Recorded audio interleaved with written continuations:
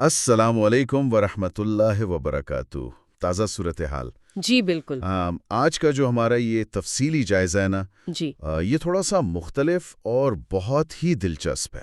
ہاں، اور اس کی وجہ یہ ہے کہ آج ہم بہت سے بکھرے ہوئے دھاگوں کو جوڑنے کی کوشش کریں گے۔ بالکل، مطلب کبھی یہ سوچنے کا موقع ملا ہے کہ دنیا کے ایک کونے میں گرنے والے بموں کی گونج یا جو پڑوسی ممالک کی سرحدوں پر کھینچا تانی ہو رہی ہے، وہ ہمارے اپنے گلی محلوں کی مذہبی اور نظریاتی بحثوں میں کیسے سنائی دینے لگتی ہے؟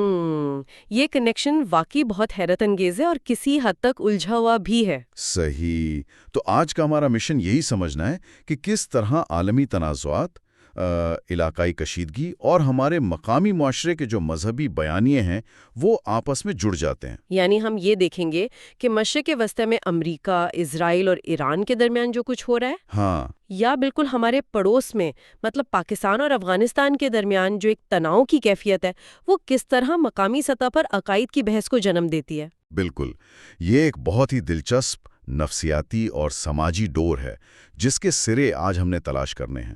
اور اس سے پہلے کہ ہم ان پیچیدہ عالمی، علاقائی اور نظریاتی مسائل کی گہرائی میں اتریں، ایک بات کو بالکل واضح کر دینا بہت ضروری ہے۔ جی، وہ کیا؟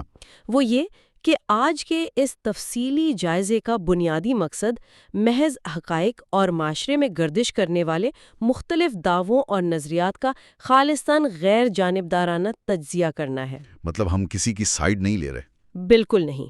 ہم یہاں جو بھی دلائل، چیلنجز یا جوابی دعوے پیش کریں گے، وہ محض معاشرے میں موجود مختلف مکاتب فکر کی آراء اور ان کے اپنے بیانیے ہیں۔ صحیح۔ ہم کسی بھی سیاسی، مسلکی یا مذہبی گروہ کی نہ تو حمایت کر رہے ہیں اور نہ ہی مخالفت۔ ایک طرح سے یہ سماجی رویوں کا پوسٹ مارٹم ہے۔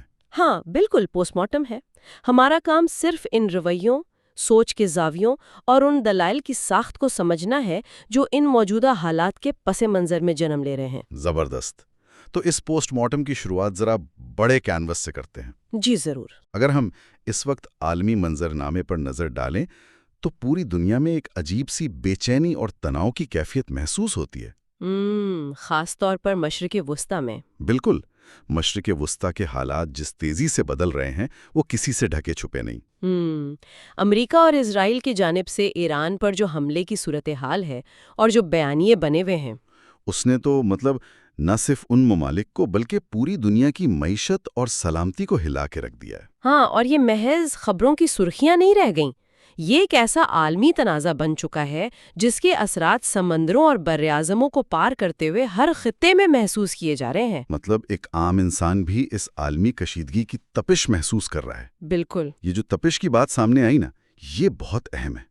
مشرق وسطی کی یہ صورتحال یقیناً ایک عالمی تشویش کا باعث ہے، کیونکہ جب وہاں طاقت کا توازن بگڑتا ہے تو عالمی سپلائی چینز اور تیل کی قیمتیں سب متاثر ہوتا ہے۔ سب کچھ اوپر نیچے ہو جاتا ہے۔ لیکن اگر ہم اس عالمی تناظر سے نکل کر تھوڑا اپنے خطے یعنی جنوبی ایشیا کی طرف آئیں تو یہاں کی صورتحال بھی کچھ خاص اچھی نہیں ہے۔ بالکل، یہاں کی علاقائی کشیدگی بھی کسی طور کم نہیں ہے، خاص طور پر دو پڑوسی اور مسلمان ممالک پاکستان اور افغانستان کے درمیان جو موجودہ حالات ہیں وہ انتہائی گہری تشویش کا باعث ہیں۔ ہاں، یہ تو ہے۔ یہ صرف دو ممالک نہیں ہیں جو سرحدیں بانٹتے ہیں، بلکہ ان کی تاریخ، ثقافت اور سب سے بڑھ کر ان کے مذہب کی جڑیں آپس میں بہت گہری جڑی ہوئی ہیں۔ تو ان کے درمیان اس حد تک کشیدگی پیدا ہونا پورے خطے کے امن کے لیے ایک بہت بڑا سوالیہ نشان کھڑا کر دیتا ہے۔ اور یہی وہ مقام ہے جہاں جغرافیہ اور نظریہ یہ دونوں آپس میں ٹکراتے ہیں۔ بالکل۔ جب ہم اس پاک افغان علاقائی کشیدگی کی بات کرتے ہیں نا، تو معاشرے میں ابھرنے والے بیانیوں کو سمجھنا بڑا دلچسپ ہو جاتا ہے۔ موجودہ صورتحال کے حوالے سے ایک بہت ہی مخصوص اور سخت بیانیہ سامنے آ رہا ہے۔ وہ کس طرح کا بیانیہ ہے؟ اس بیانیے کے مطابق افغانستان میں کچھ ایسے عناصر موجود ہیں جو بظاہر خود کو اسلام کا علمبردار کہتے ہیں، خود کو سچا مسلمان قرار دیتے ہیں، لیکن عملی طور پر وہ مبینہ طور پر پاکستان کے دشمنوں کے ساتھ ہاتھ ملا رہے ہیں۔ یہ تو ایک بہت سنگین بات ہے۔ اور اس کا نتیجہ کیا نکل رہا ہے؟ نتیجہ یہ نکل رہا ہے کہ وہ براہ راست پاکستان اور مسلمانوں کو ہی نقصان پہنچا رہے ہیں۔ یہ الزام مذہب اور قومیت کے اس پیچیدہ ملاپ کو ظاہر کرتا ہے، جہاں دعوے کچھ اور ہیں اور عملی نتائج کچھ اور نکل رہے ہیں۔ دراصل یہ بیانیہ اس تلخ حقیقت کی عکاسی کرتا ہے کہ کس طرح بعض اوقات مذہبی شناخت کو جغرافیائی یا خالصتاً سیاسی مقاصد کے لیے استعمال کیا جاتا ہے۔ بالکل درست۔ ذرا اس تضاد پر غور کریں۔ جب دعویٰ اسلام کی سربلندی کا ہو، اسلامی اخوت کا ہو، لیکن عملی اقدامات سے ایک پڑوسی مسلمان ملک کو ہی جانی اور مالی نقصان پہنچ رہا ہو، تو اس سے ایک شدید قسم کا نظریاتی بحران پیدا ہوتا ہے۔ عام ذہن تو الجھ کر رہ جاتا ہے سب میں۔ بالکل الجھتا ہے۔ یہی وجہ ہے کہ باشعور حلقوں اور تجزیہ کاروں کی جانب سے بار بار اس بات پر زور دیا جا رہا ہے کہ ان حالات کی بہتری کے لیے دونوں ممالک کے لوگوں کے درمیان باہمی سمجھ بوجھ اور نیک خواہشات کو فروغ دینا وقت کی اہم ترین ضرورت ہے۔ ہاں، افہام و تفہیم کا جذبہ۔ بالکل۔ خطے کا امن جنگی بیانیوں میں نہیں، بلکہ اسی بات میں پوشیدہ ہے کہ دشمنی کے بجائے بات چیت اور حقیقت پسندی کا راستہ اپنایا جائے۔ یہ تو ہو گئی سرحدوں، عالمی تنازعات اور بین الاقوامی سیاست کی بات۔ جی۔ لیکن جب یہ جغرافیائی کشیدگی ہمارے مقامی معاشرے میں داخل ہوتی ہے نا، تو ایک عجیبی شکل اختیار کر لیتی ہے۔ وہ کیسے؟ ایک ایسا رویہ سامنے آتا ہے جو بے وقت حیران کن بھی ہے اور ہماری سماجی نفسیات کو سمجھنے کے لیے بہت اہم بھی۔ مطلب ہم سب جانتے ہیں کہ ہمارے ہاں سازشی نظریات کس تیزی سے پھیلتے ہیں۔ اوہ ہاں، سازشی نظریات کی تو کیا ہی بات ہے۔ اس سوچ کی عکاسی کے لیے جو بیانیہ سامنے آیا ہے، اس میں ایک بڑی ہی دلچسپ اور مزاحیہ سی روزمرہ کی مثال دی گئی ہے۔ اچھا، کیا مثال ہے؟ مثال کچھ یوں ہے کہ اگر سمندر میں دو مچھلیاں بھی آپس میں لڑ پڑیں تو اس میں بھی ایک خاص سازش ڈھونڈ لی جاتی ہے۔ ہاں، یہ واقعی ہمارے معاشرے کی ایک بہت تلخ حقیقت ہے۔ مطلب ہر واقعے، ہر حادثے اور ہر تنازع کے پیچھے کوئی اندیکھی طاقت تلاش کرنے کی یا کسی خاص مقامی گروہ کو مورد الزام ٹھہرانے کی ایک پختہ عادت بن چکی ہے۔ یہ ذہنیت آخر کام کیسے کرتی ہے؟ دیکھیں، یہ جو دو مچھلیوں کی لڑائی والی مثال ہے نا، یہ دراصل ہماری اجتماعی نفسیات پر ایک بہت گہرا اور کاٹدار طنز ہے۔ بالکل ہے۔ اور اگر ہم پیش کیے گئے اس مخصوص بیانیے کا مزید تجزیہ کریں تو یہ سازشی سوچ کا رخ ایک خاص اقلیتی گروہ یعنی احمدیہ کمیونٹی کی جانب اشارہ کرتا نظر آتا ہے۔ صحیح۔ معاشرے کے ایک مخصوص حصے میں یہ رجحان بہت نمایاں ہے کہ جب بھی ملک میں کوئی بڑا واقعہ پیش آتا ہے، چاہے وہ کوئی سیاسی بحران ہو، کوئی معاشی مسئلہ ہو یا خطے میں کوئی بھی منفی تبدیلی ہو، تو بغیر کسی ٹھوس ثبوت یا منطق کے عوام کے ذہنوں کو ایک خاص سمت میں موڑنے کی کوشش کی جاتی ہے۔ اور سارا ملبہ اس مخصوص کمیونٹی پر ڈال دیا جاتا ہے۔ جی بالکل، یہ دراصل انسانی نفسیات کا ایک دفاعی نظام ہے۔ جب مسائل اتنے بڑے اور پیچیدہ ہوں کہ ان کا حل سمجھ نہ آ رہا ہو تو معاشرہ ان پیچیدگیوں کو سمجھنے کی محنت کرنے کے بجائے ایک آسان ہدف ڈھونڈ لیتا ہے جس پر ساری ناکامیوں کا بوجھ ڈالا جا سکے۔ یعنی اپنی خامیوں اور پیچیدہ عالمی حالات کو سمجھنے کی زحمت سے بچنے کا یہ سب سے آسان طریقہ ہے۔ بالکل۔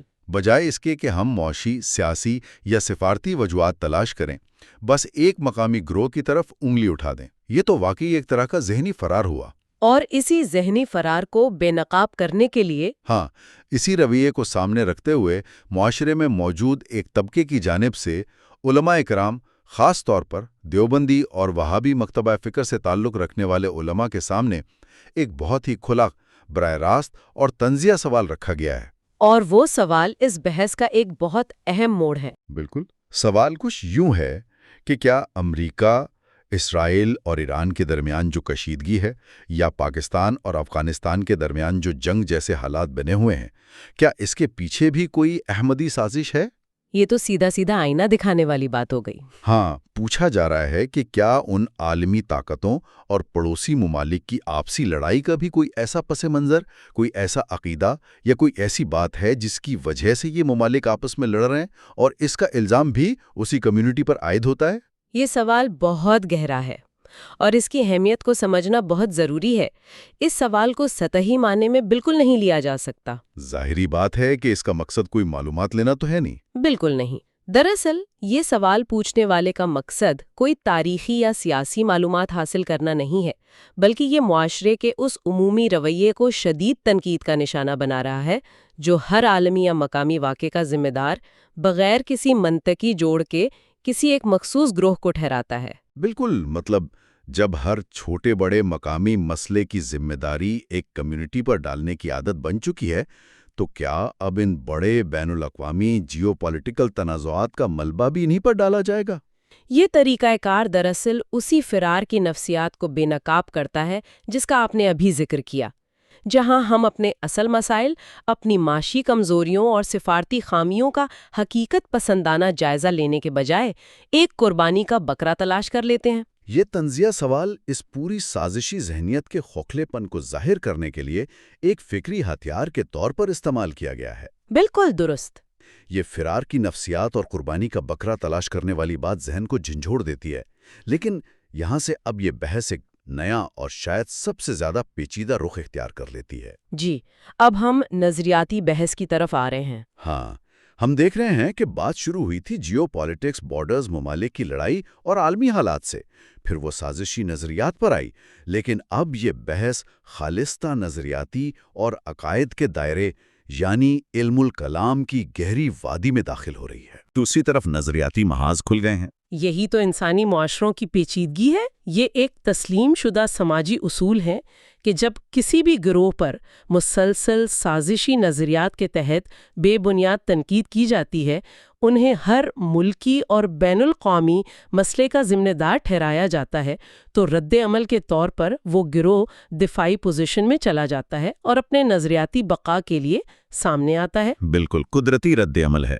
اس موجودہ بیانیے میں ہم دو واضح دعوے دیکھ سکتے ہیں جو علم الکلام کی اس بحث کا حصہ بن چکے ہیں اور جنہیں ہم یہاں بالکل غیر جانبدارانہ طور پر تجزیے کے لیے پیش کر رہے ہیں۔ جی، پہلا دعویٰ کیا ہے؟ پہلا دعویٰ جو اس کمیونٹی کی جانب سے اپنا دفاع کرتے ہوئے کیا جاتا ہے وہ یہ ہے کہ ان کے تمام عقائد، ان کے نظریات اور ان کی تعلیمات مکمل طور پر قرآن کریم اور نبی اکرم صلی اللہ علیہ وآلہ وسلم کی احادیث سے ثابت ہے۔ اچھا، تو یہ ان کا اپنا بنیادی دفاعی بیانیہ ہے۔ جی، کہ ان کی بنیاد کسی سیاسی سازش یا بیرونی ایجنڈے پر نہیں بلکہ ان کے نزدیک مضبوط مذہبی حوالوں پر کھڑی ہے۔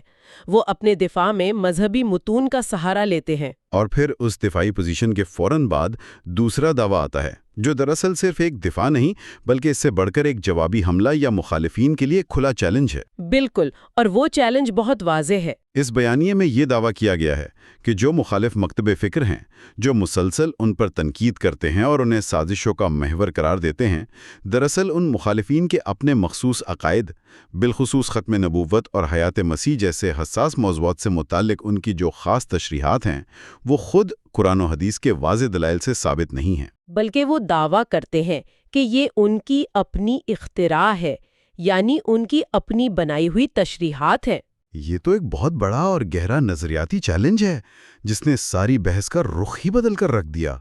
سیاسی بحث اب خالصتاً تشریحات کی جنگ میں بدل گئی ہے۔ یہاں اس بات پر ایک بار پھر زور دینا نہایت اہم ہے کہ یہ دعوے، چاہے وہ دفاعی نوعیت کے ہوں یا جارحانہ چیلنج کی صورت میں، یہ اس وقت ایک جاری نظریاتی اور کلامی بحث کا حصہ ہے۔ بالکل، اور ہمارا کام کوئی فتویٰ دینا نہیں ہے۔ جی، اس تفصیلی جائزے کا مقصد ہرگز یہ طے کرنا نہیں ہے کہ ان پیچیدہ مذہبی امور میں کون سا دعویٰ درست ہے اور کون سا غلط۔